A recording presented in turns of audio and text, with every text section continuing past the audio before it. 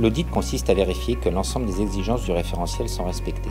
Les contrôles portent sur les composants et matières premières, les différentes phases de fabrication, les vérifications menées par le titulaire ainsi que la qualité globale des produits. La vérification de la qualité des bois est primordiale.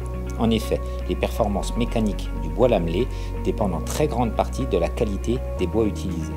L'origine géographique et le sourcing non controversé, certification PEFC ou FFC, est également contrôlée à ce moment-là. La phase d'aboutage est particulièrement vérifiée car la performance mécanique du bois lamelé passe aussi par la maîtrise de la performance de cet assemblage. C'est aussi l'occasion de réaliser le prélèvement des lamelles aboutées pour l'essai de flexion réalisé dans le laboratoire de l'organisme de suivi. Les éprouvettes sont identifiées par scellé, puis expédiées. Tous les paramètres et étapes de la fabrication des poutres sont vérifiés. Température et humidité d'ambiance, température et humidité des bois, pression de serrage, dimension des lamelles, température des joints pour les collages à haute fréquence, anthrax des points de serrage, etc. La phase d'usinage des poutres, rabotage, taillage, traitement, est également l'occasion de réaliser des contrôles. La dimension des aboutages et la qualité d'assemblage de ceux-ci, ainsi que le positionnement et la profondeur des rainures de détente sont vérifiés à ce moment-là. Vient ensuite le moment de contrôler les enregistrements internes du titulaire. Ils peuvent être les résultats et interprétations d'essais, les contrôles quotidiens des températures et humidité des différentes zones de stockage et de fabrication, les éléments liés à la métrologie, mais aussi les bons de livraison des différentes matières premières. La transparence de l'entreprise est totale. Aucun document ou donnée n'échappe aux vérifications menées par l'auditeur. La dernière phase de l'audit se déroule dans le laboratoire interne du titulaire. On y retrouve les éprouvettes prélevées quotidiennement par l'industriel. Celles-ci comportent les références de fabrication afin d'assurer la traçabilité des données. L'auditeur assiste généralement à la réalisation d'un essai.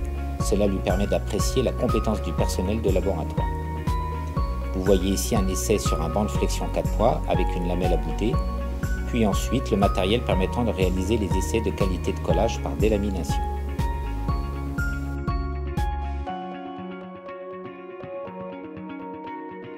Une fois l'audit terminé, et avant que l'ensemble du rapport soit soumis au responsable de la certification Acerbois pour validation, l'auditeur prépare sa demande d'essai et avertit le laboratoire de l'arrivée des éprouvettes prélevées.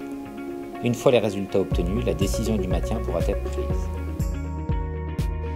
La première phase du processus est la réalisation du contrôle à réception afin de s'assurer que les éprouvettes reçues correspondent bien à celles prélevées.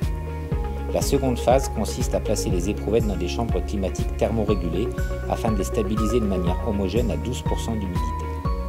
La dernière phase est la réalisation de l'essai proprement dit. Les lamelles aboutées sont soumises à l'essai de flexion 4 points qui permet de vérifier la résistance mécanique de l'assemblage. Les tronçons de poutre sont quant à eux soumis au rude essai de délamination qui consiste à tout d'abord saturer les éprouvettes d'eau dans une autoclave, puis à les sécher violemment dans une ambiance très chaude et très sèche avec déplacement d'air. Cet essai permet de vérifier le haut niveau de qualité des collages entre lamelles.